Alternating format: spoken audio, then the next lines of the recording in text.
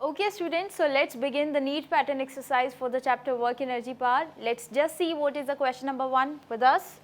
So the question number 1 says the potential energy of a particle in a force field is U equals to A by R square minus B by R, where A and B are positive constant and R is the distance of particle from the center of the field. और हमें क्या बोला है, for the stable equilibrium the distance of the particle should be what. अब यहाँ पर मुझे सबसे पहले दिखा कि मुझे दिया गया है पोटेंशियल एनर्जी. पोटेंशियल एनर्जी के बाद मैं यहाँ देख पा रही हूँ मुझे बोला है डिस्टेंस फाइंड आउट करने के लिए, आर फाइंड आउट करना है और पोटेंशियल एनर्जी आपको दिया है which is a upon r square minus b upon r. ठीक है, तो हमें यहाँ पर एक कंडीशन दी गई है वो है स्टेबल इक्विलिब्रियम की. तो स्टेबल इक्विलिब्रियम के लिए आपको हमेशा याद रखना होगा कि for a stable equilibrium your force that means the d u by d r that will be equals to 0. So we can say that for stable equilibrium, for stable equilibrium the derivative of potential energy is equals to 0. ठीक है, अब आपके पास u है, अगर आप इसका derivative करना चाहें तो आपका क्या होगा, that will be a upon r square minus b upon r, it is equals to 0. तो एक बार कर दीजिए with respect to dr. So r के रिस्पेक्ट में जब इसका डेरिवेटिव करेंगे तो r की power -2 a upon r cube minus b upon r की power -1 will come over here, that will become plus b upon r square, it is equals to 0. ये आपका आया डेरिवेटिव ऑफ दिस u. अब क्योंकि मुझे निकालनी है यहाँ से r की वैल्यू, तो r की वैल्यू कैसे निकल जाएगी, माइनस छोड़िए b upon r square equals to 2a upon r cube. R square से ये एक टाइम कैंसिल हो गया, आपके पास r की वैल्यू क्या आ गई, 2a अपॉन b. ठीक है, तो आइए एक बार हम चेक करें हमारी जो डिस्टेंस की वैल्यू आ रही है 2a अपॉन b और वेरीफाई करते हैं ऑप्शंस में से. तो मैं यहाँ देखूंगी अगर, तो मेरा ऑप्शन नंबर b जो है this is the correct one, that means radius the distance is equals to 2a upon b. Okay, तो इस क्वेश्चन की इम्पॉर्टेंस यहाँ पर ये थी कि यहाँ पर आपको ये समझना था कि स्टेबल इक्विलिब्रियम के लिए जो D u by d are होता है वो 0 होता है. Next question, a particle of mass 10 gram, it moves along a circle of radius 6.4 centimeter with a constant tangential acceleration.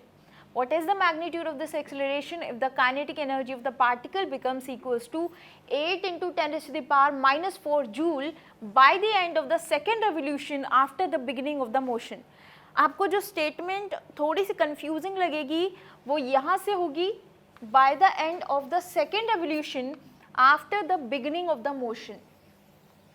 After the beginning of the motion का मतलब जैसे ही चलना शुरू किया उसके बाद जो सेकेंड रेवोल्यूशन होगा, सेकेंड रेवोल्यूशन के ख़त्म होने पे आपकी काइनेटिक एनर्जी जो होगी इतनी हो जाएगी. काइनेटिक एनर्जी की वैल्यू दी गई है 8 इंटू 10⁻⁻⁴ और मास आपको दिया गया है 10 ग्राम और रेडियस आपको दिया गया है 6.4 सेंटीमीटर. ठीक है, हमें क्या बोला गया है कि एक पार्टिकल है जो इस 6.4 सेंटीमीटर के रेडियस में मूव कर रहा है किसी टेंजेंशियल एक्सेलरेशन के साथ, और इस टेंजेंशियल एक्सेलरेशन की वैल्यू क्या है हमें फाइंड आउट करनी है. वैल्यू जब हमें निकालेंगे तो सबसे पहले मुझे ये दिया गया है kinetic energy, this is half mv square equals to 8 into 10 की पावर -4. अगर मैं यहाँ, क्योंकि मुझे मास पता है 10 ग्राम, अगर मैं इसको कन्वर्ट करूँ किलोग्राम में दैट विल बी 0.01 kg. ठीक है, तो 10 divide by 1000 that will be 0.01 kg. So v square will be equals to 8 into 10 to the power -4 into 2 upon 0.01. तो यहाँ से आपकी v स्क्वायर की वैल्यू जो आएगी दैट विल बी 16 इंटू 10 की पावर -2. ये हो गई आपकी v स्क्वायर की वैल्यू. अब क्योंकि आपको क्या निकालना है, आपको निकालना है एक्सेलरेशन, तो एक्सेलरेशन कैसे निकालेंगे?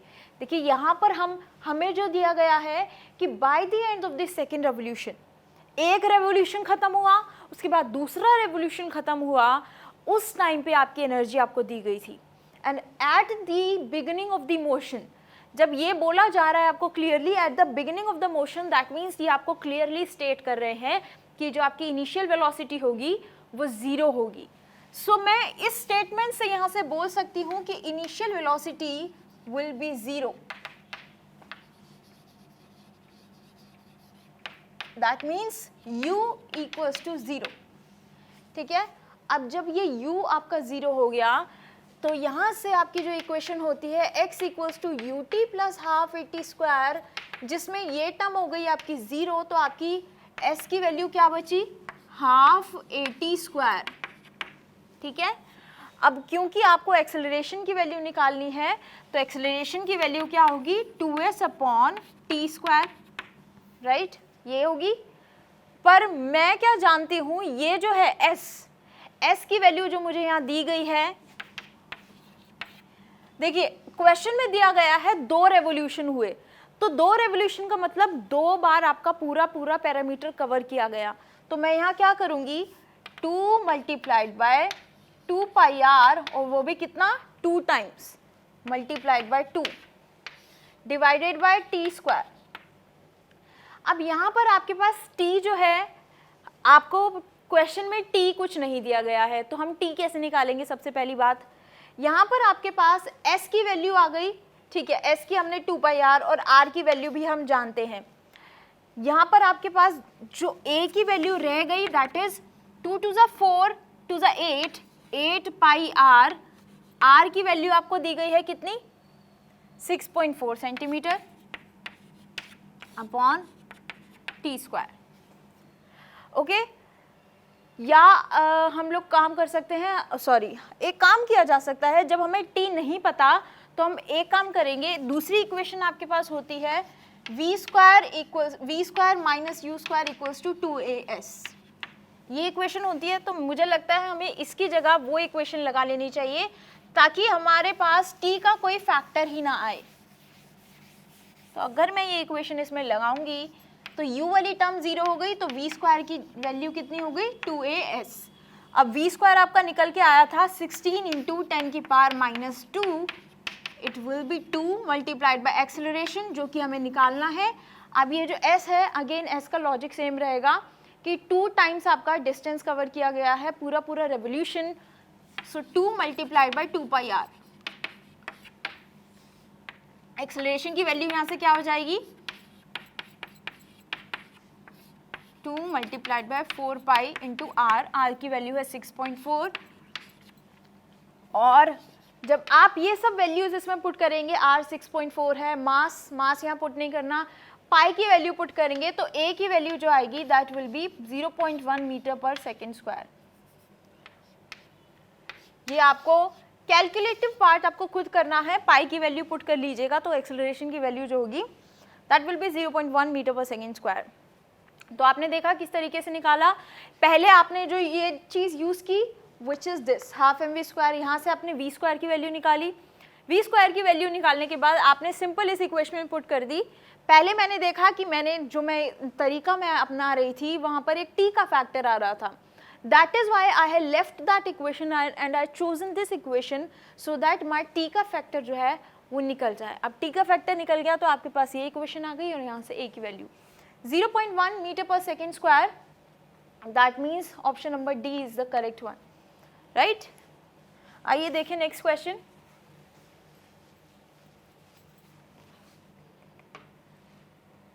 Consider a drop of rainwater having mass 1 gram. This is falling from a height of 1 kilometer. It hits the ground with a speed of 50 meter per second. Take g constant with a value of 10 meter per second square. The work done by the gravitational force and the resistive force of air is what? That we have to calculate. हमें क्या क्या calculate करना है? सबसे पहले मुझे दिया गया है कि एक रेन ड्रॉप है, इसका मास कितना है 1 ग्राम। दैट मीन्स 10 की पावर -3 kg। और क्या दिया गया है, हाइट दी गई है, इतनी हाइट से ये गिर रहा है, हाइट है 1 किलोमीटर यानी कि 10 की पावर 3 मीटर, और ये कितनी वेलोसिटी के साथ आ रहा है, 50 मीटर पर सेकंड से ये रेन की ड्रॉप गिर रही है ग्राउंड पे। तो ये बोल रहे हैं कि आप g की वैल्यू को कांस्टेंट लीजिए 10 मीटर पर सेकंड स्क्वायर। तो यहाँ से दो फोर्स निकालने हैं हमें। सबसे पहले निकालना है ग्रेविटेशनल फोर्स। ग्रेविटेशनल का अगर फोर्स आपको निकालना है तो यानी कि जिस वेलोसिटी से ये आ रहा है, जिस एनर्जी के साथ गिर रहा है, उसका हमें निकालना है वर्क डन। अब यहाँ पे बच्चे कंफ्यूज क्यों हो सकते हैं, क्योंकि अगर आपने यहाँ देखा ग्रेविटेशनल फोर्स तो आप क्या करेंगे, आप स्टार्ट कर देंगे ग्रेविटेशनल फोर्स निकालना, जिसमें आपका टाइम वेस्ट होगा, जो कि गलत होगा। क्वेश्चन को एक बार ध्यान से पढ़िए, आपको दिया गया है work done by the gravitational force. Gravitational force ने उस पर कितना काम किया। अब क्योंकि मुझे निकालना है work done by gravitational force, that will be equals to mgh। अब मास आपको दिया है 10 की पावर -3, g आपको दिया है 10 और हाइट आपको दिया है 10 की पावर 3 मीटर। तो ग्रेविटेशनल फोर्स कितना आ गया, ये दोनों terms cancel, that means 10 joule. ये हुआ आपका कि ग्रेविटेशनल फोर्स इस पे इतना वर्क कर रहा है, 10 जूल। आइए एक बार ऑप्शन देखिए, हमारा पहला पार्ट जो था ग्रेविटेशनल फोर्स का, उसका आंसर आया है 10 जूल। इसमें से 4 ऑप्शन आपके पास हैं। पहला है ग्रेविटेशनल फोर्स का आंसर, सेकंड है आपका रेजिस्टिव फोर्स का आंसर। तो यहाँ देखिए, सबसे पहला -10 जूल गलत, 1.25 जूल गलत, 100 जूल गलत, 10 joule, that means this one is the correct. अगर आप यहीं से देखें तो आपके तीनों के तीनों ऑप्शन यहाँ से ही कैंसिल हो जाते हैं और आपके पास सिर्फ एक ऑप्शन बचता है, that means this one is the correct. But still क्योंकि मुझे आपको समझाना है तो मैं आपको ये फोर्स भी निकाल के दिखाऊंगी कि रेजिस्टिव फोर्स यहाँ से कैसे निकलेगा। तो आइए, रेजिस्टिव फोर्स निकालने के लिए हम लगाएंगे यहाँ पर work energy theorem. Work energy theorem क्या कहती है, that change in kinetic energy will be equals to the work done, all kind of work done, all types of work।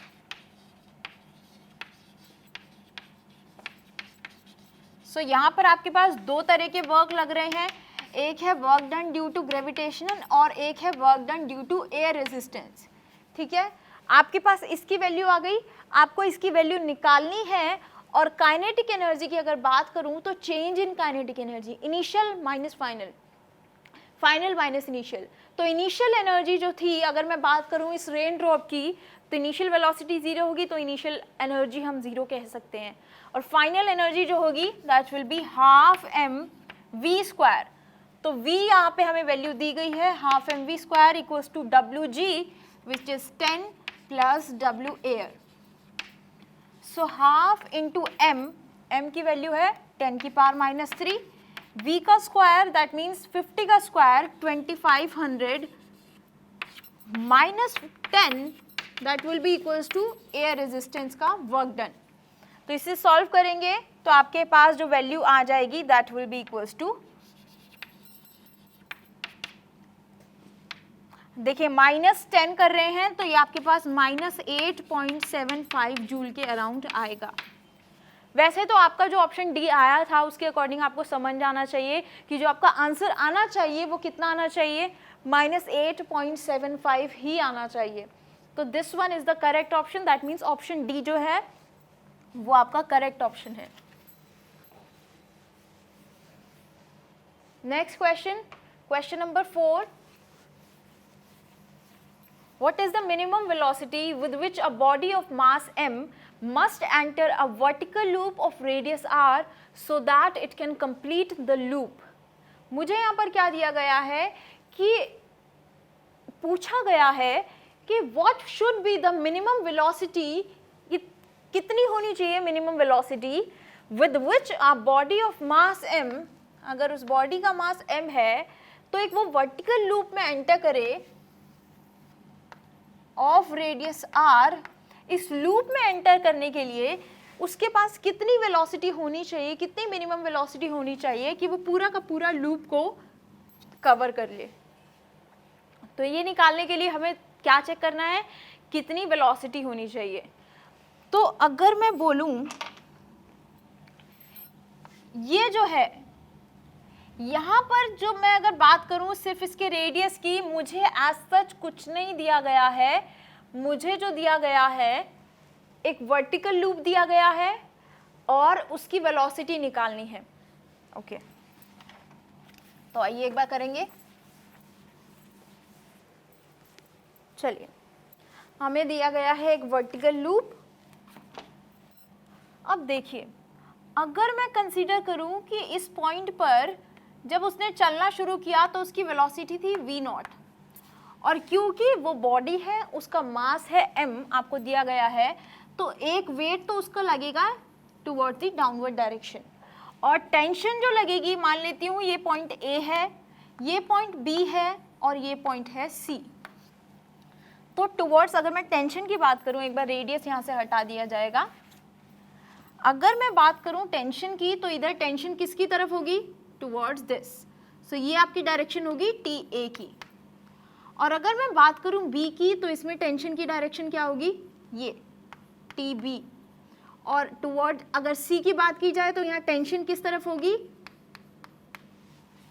Like this.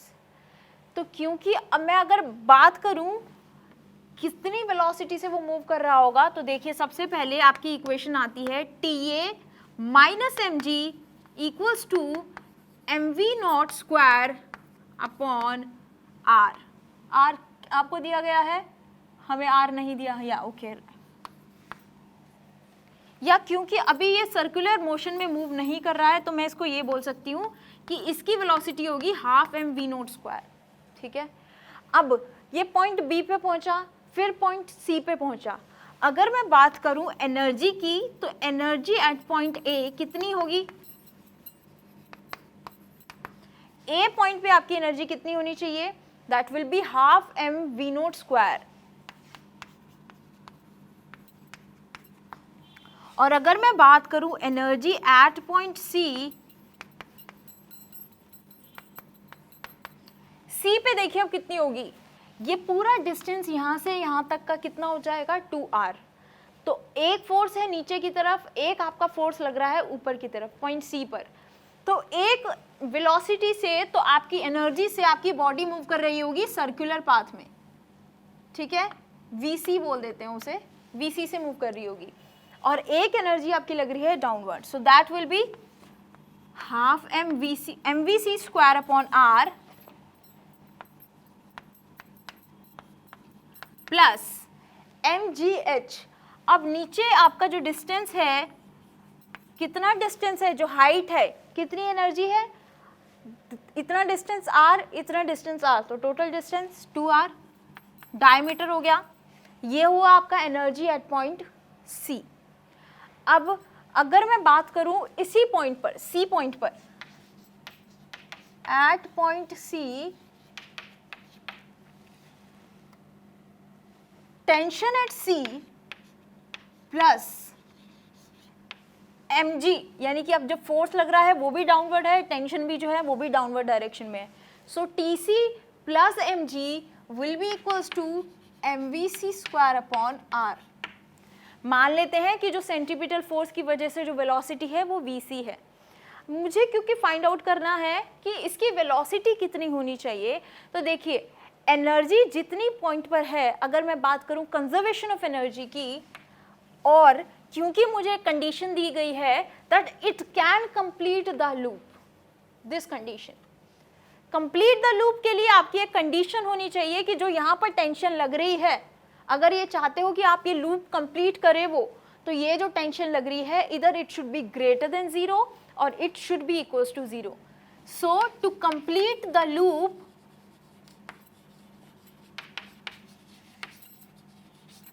TC should be greater than और equal to 0। तो अगर TC 0 हो गया, आपके पास equation में क्या रह गया, mg equals to mvc square upon r। Now cancel the common terms, you are left with vc square equals to कितना, gr, और vc कितना आया, अंडर रूट gr। ये आ गई आपकी उस वेलोसिटी की वैल्यू जितने से वो घूम रहा था, पर आप किसकी वेलोसिटी चाहते हैं, उस ऑब्जेक्ट की जो जिसको हमने एंटर कराया है इस वर्टिकल लूप में। तो अगर मैं बात करूं इन दोनों एनर्जी की, so from conservation of energy, energy at point A should be equals to energy at point C. So मैं यहाँ लिख सकती हूँ energy at A equals to energy at C.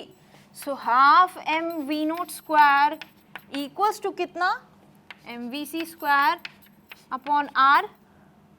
Are आपको क्वेश्चन में कैपिटल आर दिया है तो हर जगह आप कैपिटल आर कर लीजिए,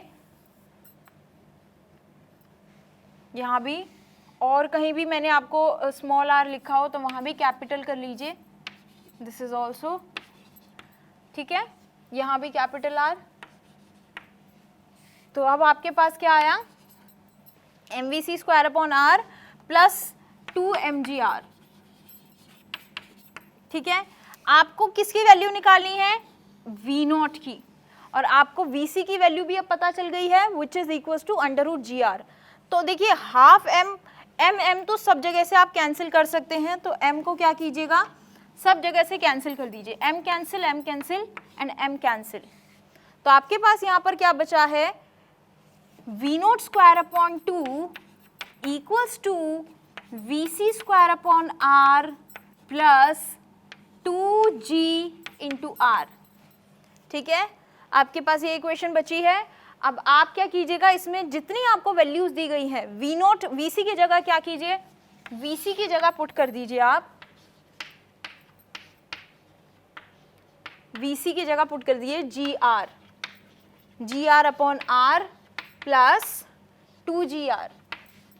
सो आर से आर कैंसिल, 2gr। अब वी नोट की वैल्यू अब यहाँ से निकालेंगे तो क्या आ जाएगी, 2gr 2 multiplied by ji plus 2gr। जी की वैल्यू आप 10 पुट कर लीजिए for the sake of convenience, 2 into जी। अच्छा, क्योंकि मैं अगर यहाँ देखूँ तो मेरा रिलेशन जी और आर में आ रहा है, तो मुझे एज सच वैल्यू पुट करने की ज़रूरत नहीं है। तो मैं क्या करूँगी, जी और आर में ऐसे इसे रखे रहने देंगे हम लोग। वी नोट की वैल्यू जो होगी, वी नोट स्क्वायर जो है आपका, that will be under root 2gr plus 2gr, that is coming out to be 4gr। But यहाँ पर आपको थोड़ा सा चेक करना है, चेक क्या करना है कि जब आप यहाँ पर एनर्जीज की वैल्यू पुट कर रहे हैं तो सारी एनर्जी आपने ठीक पुट की हो। If it is correct, then your velocity of the object will come out to be equals to under root 5gr। तो ये कैसे आएगा, जब आप g और r में आपको एज इट इज रखना है, यहाँ पर आप जब वैल्यूज पुट करेंगे तो आपके पास सही वैल्यू आ जाएगी। और दूसरी चीज आपको क्या करनी है, ये आपकी वैल्यू ठीक आई है, v c equals to under root g r. Conservation of energy, e at a, energy at point a की बात करूँ तो half m v note square, या फिर आप बोल दीजिए अगर सेंटीमीटर फोर्स लग रहा है तो सेंटीमीटर फोर्स से एनर्जी होगी m v C square upon r, m v note square by r. तो अगर मैं यहाँ बोलूँ m v note square upon r, और ये कितनी होगी, m v C square upon are plus m g into 2r। एक काम कीजिए, ये वाली वैल्यू भी पुट करके देखिएगा, m v C square m v note square by r, और जब आप कोरिलेशन करेंगे तो you will find out that यहाँ पर भी जो एनर्जी हमारी यूज़ की गई है वो भी है सेंट्रीपिटल फोर्स से रिलेटेड एनर्जी, राइट। तो ये था आपका क्वेश्चन, और इसका आंसर कितना आया, under root 5gr। That means option number c is the correct one. Okay, so now let's move to the next question.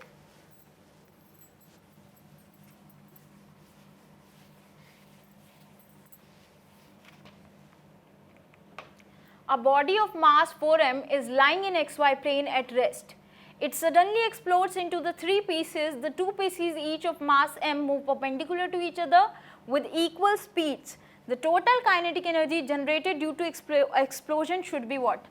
आपको दिया गया है एक बॉडी, उसका मास है 4m और वो लाई करती है xy प्लेन में। Suppose this is x, this is y, तो एक बॉडी जो है वो यहाँ पर है, और जैसे ही एक्सप्लोड हुआ वो 3 पार्ट्स में ब्रेक हो गई। 3 पार्ट में ब्रेक होने पे 2 पीसेस जो हैं उनका मास सेम है, उनकी स्पीड सेम है, और वो 2 एक दूसरे के परपेंडिकुलर है। तो यानी कि एक गया आपका यहाँ पर जिसकी मास m थी वेलोसिटी v थी, एक गया आपका यहाँ पर जिसका मास m, वेलोसिटी v, तो जो तीसरा आपका बचेगा उसका मास कितना होना चाहिए? क्वेश्चन में आपको दिया है कि वो 4m है, तो अगर दो पार्ट ब्रेक हो गए m और m में, यानी कि टोटल 2m हो गया, तो कितना बचा? 2m। तो थर्ड आपका जो ऑब्जेक्ट होगा, मैं मान लेती हूँ वो यहाँ पर आ गया है, उसका मास है 2m, वेलोसिटी मैं मान लेती हूँ कि वेलोसिटी है v डैश। क्वेश्चन में मुझसे पूछ रहे हैं कि इनकी काइनेटिक एनर्जी टोटल कितनी होगी, तो कितनी होगी? टोटल काइनेटिक एनर्जी होगी इसकी energy which will half m v square plus इसकी energy half m v square, second part की एनर्जी, और थर्ड है तीसरे पार्ट की energy which is half into 2m into v dash का स्क्वायर। अब क्योंकि मुझे वी डैश की वैल्यू नहीं पता, तो मैं यहाँ से वी डैश की वैल्यू कैसे निकालूंगी, देखिएगा।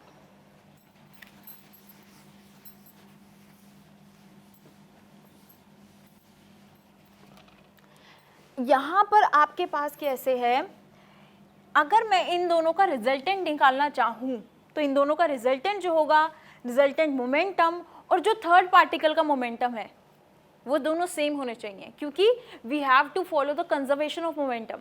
तो अगर इन दोनों का मैं मोमेंटम निकालूँ, रिजल्टेंट मोमेंटम, तो वो कितना हो जाएगा? That will be under root m v square plus m v square plus 2m square v square cos 90 degree, क्योंकि इन दोनों के बीच का एंगल है 90 डिग्री, और कॉस 90 की वैल्यू कितनी होती है? 0। तो आपके पास ये टर्म क्या हो गई? 0। तो आपके पास अब क्या बचा?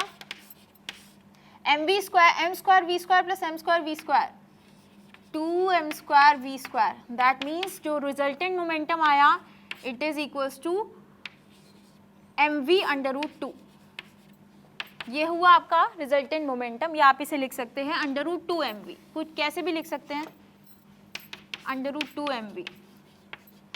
अब ये जो मोमेंटम है और जो थर्ड पार्टिकल का मोमेंटम है, कंजर्वेशन ऑफ मोमेंटम से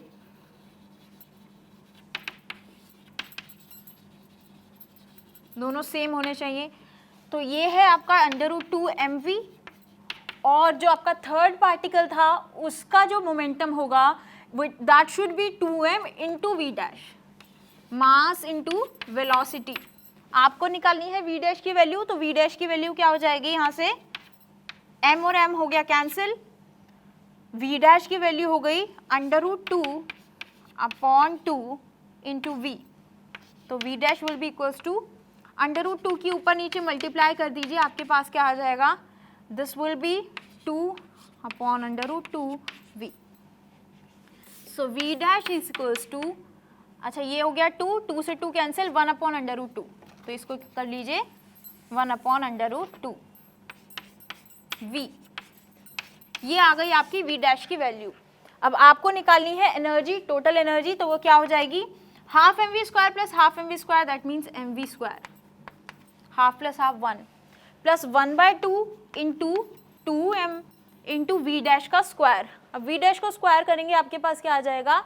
ये है v upon root 2, so v square upon 2, ये हो गया आपका वी डैश का स्क्वायर। सो 2 से 2 cancel, m v square plus m v square upon 2, तो कितना आ गया? 2 + 1 3mv स्क्वायर अपॉन 2। ये आ गया आपका total energy 3mv square upon 2। आइए देखें एक बार हमारे ऑप्शन में, that means option B is the correct one. Okay, चलिए नेक्स्ट क्वेश्चन।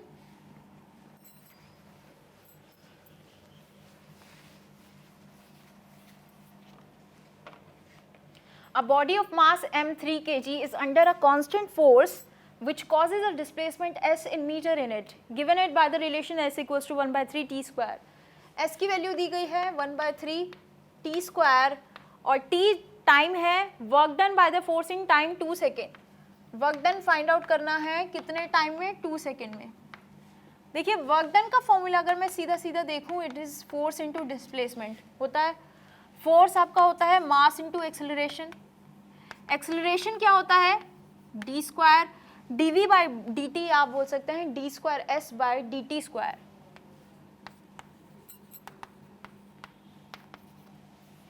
क्योंकि ds बाई dt होता है v और d square by dt square होता है आपका एक्सेलरेशन। तो एक्सेलरेशन को मैंने इस फॉर्म में लिख दिया।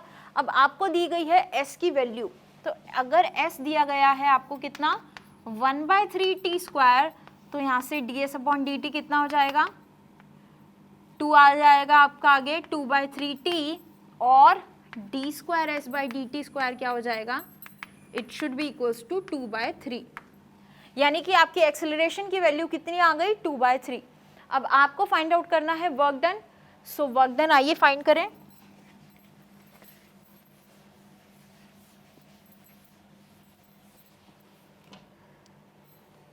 Work done equals to force into displacement. Force आपका मास इंटू एक्सेलरेशन। मास आपको दिया है 3 kg, क्वेश्चन में दिया गया है 3 kg मास है, और 3 multiplied by 2/3 mass into acceleration into displacement. अभी मुझे ये डिस्प्लेसमेंट नहीं पता कितनी है। s निकालने के लिए, क्योंकि आपको s की वैल्यू दी गई है 1/3t स्क्वायर, तो मैं यहाँ से क्या करूँगी s की वैल्यू निकाल लूँगी। s इज 1/3 इंटू टी का स्क्वायर, t का स्क्वायर 4, तो s कितना आ गया 4/3। तो एक बार यहाँ पे पुट कीजिएगा 3 मल्टीप्लाइड बाई 2/3 इंटू 4/3, ठीक है। ओके, सो 3 से 3 कैंसिल, वर्क डन कितना आ गया 8/3 जूल। तो आइए एक बार चेक करें 8/3 joule whether it is present in option और नॉट। ये that means option number c is the correct. Okay, तो आपको ये देखना है, और ये आपके कुछ क्वेश्चंस हैं जो आपके ऑलरेडी आ चुके हैं। अब देखेंगे हम next question. A stone is tied to a string of length L and is whirled in a vertical circle with the other end of the string as the center. At a certain instant of time, the stone at its lowest position and has a speed of u. The magnitude of the change in velocity as it reaches a position where the string is horizontal, g being the acceleration due to gravity. एक stone है जो एक धागे से बंधा हुआ है, एक स्टोन है जो धागे से बंधा हुआ है, ये स्टोन है, ये एक धागा है, और क्या कर रहा है, इसकी लेंथ है L। It is whirled in a vertical circle like this, वो रोटेट कर रहा है with the other end of the string at it centre, ये है, ठीक है। अब आपको क्या दिया गया है, at a certain instant of time the stone is at its lowest position, तो स्टोन यहाँ पर था and has a speed of u, तो यहाँ पर जो इसकी वेलोसिटी थी वो u थी। The magnitude of the change in velocity as it reaches a position where the string is horizontal. जब स्ट्रिंग हॉरिजॉन्टल हो जाएगा, अब ये स्ट्रिंग वर्टिकल है, जब स्ट्रिंग की लेंथ हो गई हॉरिजॉन्टल, यानी कि इस पोजीशन पर जो आपकी वेलोसिटी होगी, suppose it is u dash, ये बोल रहे हैं कि इस वेलोसिटी और इस वेलोसिटी में कितना मैग्नीट्यूड होगा इनके चेंज का। अगर मैं इसे सीधा बनाऊं तो ये कितना मैग्नीट्यूड होगा इसमें, हमें फाइंड आउट करना है डेल्टा u, यानी कि एक बात u माइनस यू डैश, या आप कीजिए u डैश माइनस यू, क्योंकि हम मैग्नीट्यूड ले रहे हैं तो वो तो हमारा पॉजिटिव ही रहेगा, u डैश माइनस यू कर लीजिए, ठीक है। ये हमें निकालना है, तो सबसे पहले u निकालने के लिए क्या करेंगे, यहाँ पर जो आपकी लोवेस्ट पोजीशन पर जो एनर्जी होगी, energy of the string at lowest position, यहाँ पर सिर्फ इसके पास होगी काइनेटिक एनर्जी। सो इसकी एनर्जी कितनी हुई, हाफ m u स्क्वायर। जैसे ही उसकी पोजीशन हुई हॉरिजॉन्टल, अब हॉरिजॉन्टल होने पर अब इसकी वेलोसिटी क्या हो गई, एट हॉरिजॉन्टल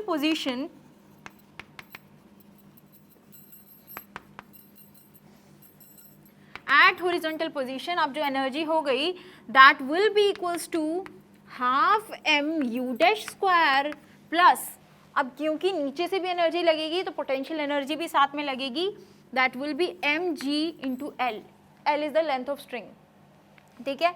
अब ये एनर्जी और ये एनर्जी होनी तो चाहिए इक्वल, कंजर्वेशन ऑफ एनर्जी से, बट यहाँ पर क्या है, ये आपकी एनर्जी है लोवेस्ट पोजीशन पर, ये है आपकी एनर्जी हॉरिजॉन्टल पोजीशन पर, तो मैं कह सकती हूँ कि ये दोनों एनर्जी ही क्या होंगी, दैट विल बी इक्वल। सो क्योंकि मुझे फाइंड आउट करना है u डैश माइनस u, तो मैं कैसे निकालूंगी, देखिएगा कंजर्वेशन ऑफ एनर्जी से मैं ये कह सकती हूँ half m u square will be equals to half m u dash square plus m g into l. M m cancel कर दीजिए, आपके पास क्या बचा, u square equals to u dash square plus 2gl। और यहाँ से अगर मुझे चाहिए u डैश की वैल्यू, तो u डैश की वैल्यू क्या हो जाएगी, यू स्क्वायर माइनस 2gl, और वो भी अंडर रूट में। ये हो गई आपकी u डैश की वैल्यू। बट आपको क्या चाहिए, आपको चाहिए u डैश माइनस u का मैग्नीट्यूड। तो अगर एक वेक्टर है आपका अपवर्ड डायरेक्शन में विच इज u डैश, और दूसरा वेक्टर है लीनियर डायरेक्शन में, क्योंकि ये टेंजेंशियल है, तो मैं इसको ऐसे ड्रॉ कर सकती हूँ कि ये है u। तो ये जो इनके बीच का रिजल्टेंट होगा दैट विल बी कितना, that will B u dash minus u। यही निकालना है हमें, रिजल्टेंट निकालना था या हमें निकालना है मैग्नीट्यूड। तो ये जो है this is the resultant magnitude. तो जो मैग्नीट्यूड होगा वो रिजल्टेंट होगा, तो कैसे निकालेंगे, u dash minus u will be equals to under root of u square plus u dash square plus u into u dash cos 90 degree. ये term हो जाएगी 0 क्योंकि कॉस 90 होता है 0। आपके पास क्या बचा, u dash minus u equals to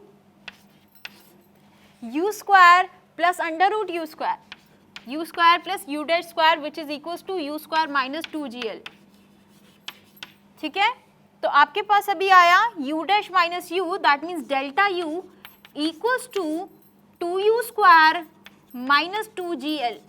तो अगर यहाँ से मैं 2 कॉमन ले लूँ तो क्या आ जाएगा, delta u equals to under root 2 common u square minus gl।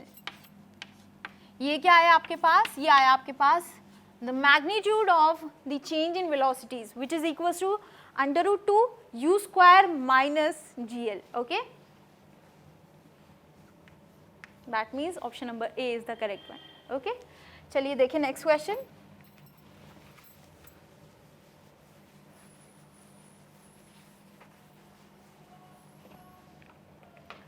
An explosion blows a rock into 3 parts। Again ये कुछ मिलता जुलता क्वेश्चन है जो आप ऑलरेडी कर चुके हैं।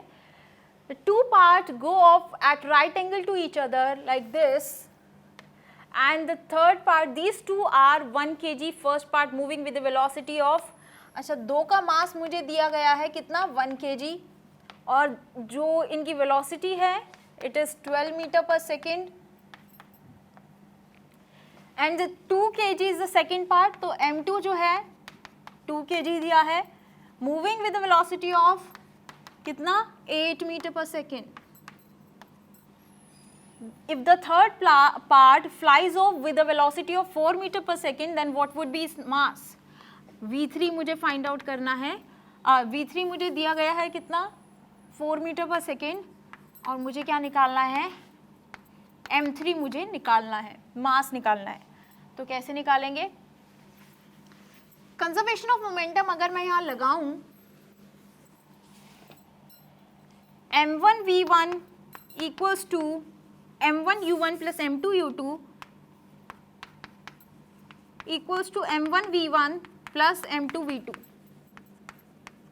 बट अभी वो काम यहाँ पर नहीं करेगा क्योंकि मुझे इनिशियल या फाइनल से कोई ऐसा इन्होंने लेना देना कुछ दिया नहीं है, तो मैं इस इक्वेशन को नहीं अप्लाई कर सकती।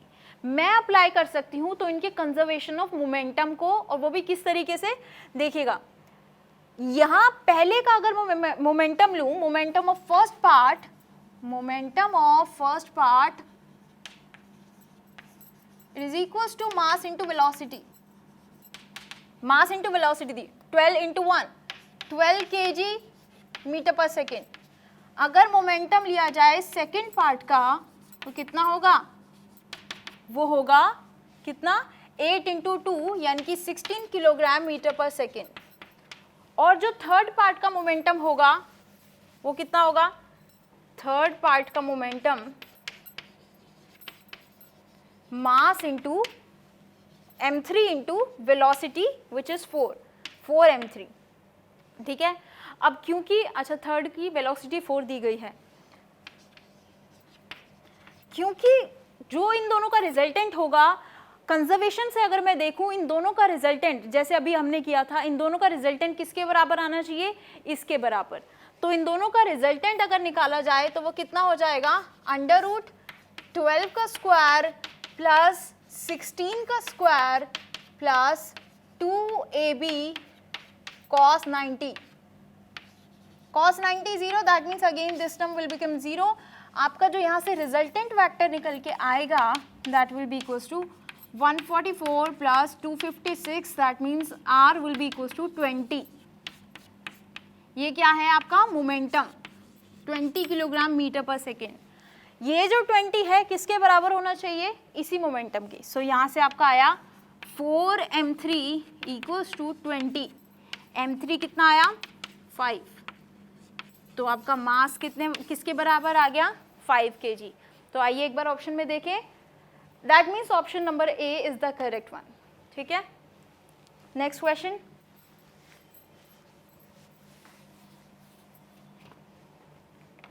A particle of mass m1 is moving with a velocity v1 and another particle of mass m2 is moving with a velocity v2। एक पार्टिकल है उसका मास है m1 वेलोसिटी v1, दूसरा पार्टिकल है उसका मास m2 वेलोसिटी v2।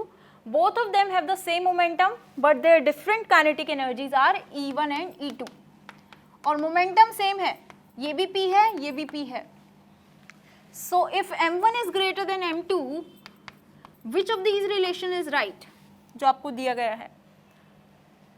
मुझे यहाँ पर सिर्फ इतना पता है कि P का जो फॉर्मूला होता है P equals to under root 2me, ये फॉर्मूला होता है। अब सिंस आपको दिया गया है this P1 is equals to P2, P1 और P2 जो है 2m1, m1 और m2 अलग हैं, m1 e1, P2 will be equals to 2m2 e2। Since this is given equal, so under root 2m e1 m1 e1 equals to under root 2m2 e2। अब क्या under root 2 cancel और आपके पास क्या आ गया under root m1 upon, अगर मैं both sides की स्क्वायरिंग कर दूं तो मेरे पास इक्वेशन आ जाएगी m1 e1 equals to m2 e2। तो आपके पास क्या आया अब m1 upon m2 equals to E2 upon E1, M1 upon M2 is equals to E2 upon E1। अब क्योंकि क्वेश्चन में दिया गया है कि जो M1 है वो M2 से बड़ा है, जब M1 M2 से बड़ा है तो इसका मतलब E2 जो होगा वो E1 से बड़ा होगा, तो that means E2 is greater than E1। हमारे पास जो रिलेशन आया वो ये है। सो आइए एक बार हम ऑप्शंस में चेक करें, E2 is greater than E1, that means A1 option is correct। ये भी दोनों करेक्ट नहीं है क्योंकि M1 upon M2 is coming out to be equals to E2 upon E1, गलत। E1 बड़ा है, गलत। ये दोनों बराबर हैं, ये भी गलत। ये तो क्वेश्चन में ही दिया है कि ये दोनों इक्वल नहीं है। सो आइए देखेंगे next question, the last question.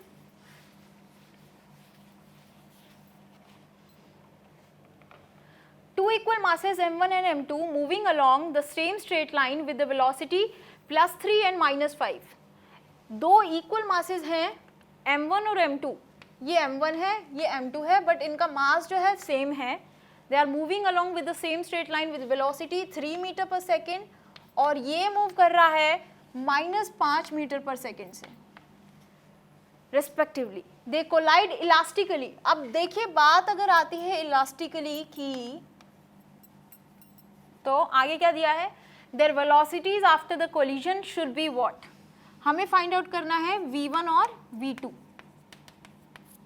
कैसे निकालेंगे, अब यहाँ पर आप लगा सकते हैं कंजर्वेशन ऑफ मोमेंटम का formula, which is equals to m1 u1 plus m2 u2 equals to m1 v1 plus m2 v2।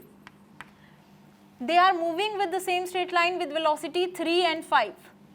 मुझे जो इनिशियल इनकी वेलोसिटी दे दी गई है it is equals to 3 and, अच्छा अब ये दिया गया है आपको m into u1 plus m into v2, v2 क्या है -5, और यहाँ भी आपका ये दोनों m1 m2 सेम है पर V1 V2 क्योंकि हमें फाइंड आउट करने हैं तो मैं यहाँ क्या कर सकती हूँ V1 प्लस V2। तो आपके पास आया m से m कैंसिल हो गए, 5 minus 3 minus 2 it is equals to V1 plus V2। ये आपकी बन गई equation number 1 that V1 plus V2 equals to -2। अब क्योंकि आपको दिया है कि ये इलास्टिक कोलिजन है, तो इलास्टिक कोलिजन के केस में आपको अगर याद हो मैंने आपको पढ़ाया था कोफिशिएंट ऑफ रेस्टिट्यूशन। तो आइए एक बार इधर देखेंगे।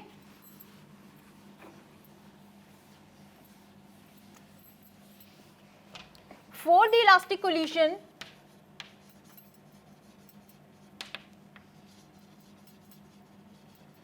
coefficient of restitution E equals to V2 minus V1 upon U1 minus U2 equals to 1। ये 1 के बराबर होता है। तो अब लगा दीजिए यहाँ पर V2 minus V1 आपको नहीं पता क्या है, equals to U1 minus U2। U1 minus U2 क्या है? U1 है आपका 3 मीटर पर सेकेंड और U2 कितना है? -5 मीटर पर सेकेंड। सो आपको U1 माइनस U2 करना है तो इट शुड बी 8। ये हो गई आपकी इक्वेशन नंबर 2। अब दो इक्वेशन है आपके पास, V1 plus V2 equals to -2 और ये क्या आया V2 minus V1, V2 plus V1 equals to -2। ये है आपकी इक्वेशन 1। सॉल्व कर लीजिए इसको, आपके पास क्या बचेगा? 2V2 equals to 6 that means V2 equals to 3। V2 3 आ गया। आप V1 की वैल्यू यहाँ से निकाल लीजिए। V2 इज कितना? 3 plus V1 equals to -2। So V1 will be equals to -2 -3 that means V1 equals to -5 metre पर सेकेंड।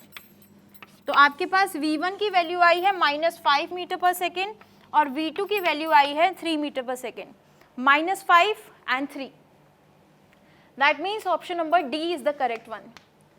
ठीक है, तो ये थी आपकी V1 की वैल्यू और वो थी आपकी V2 की value. So these all are the questions related to the work energy part for the NEET pattern. You just keep practicing. Thanks a lot.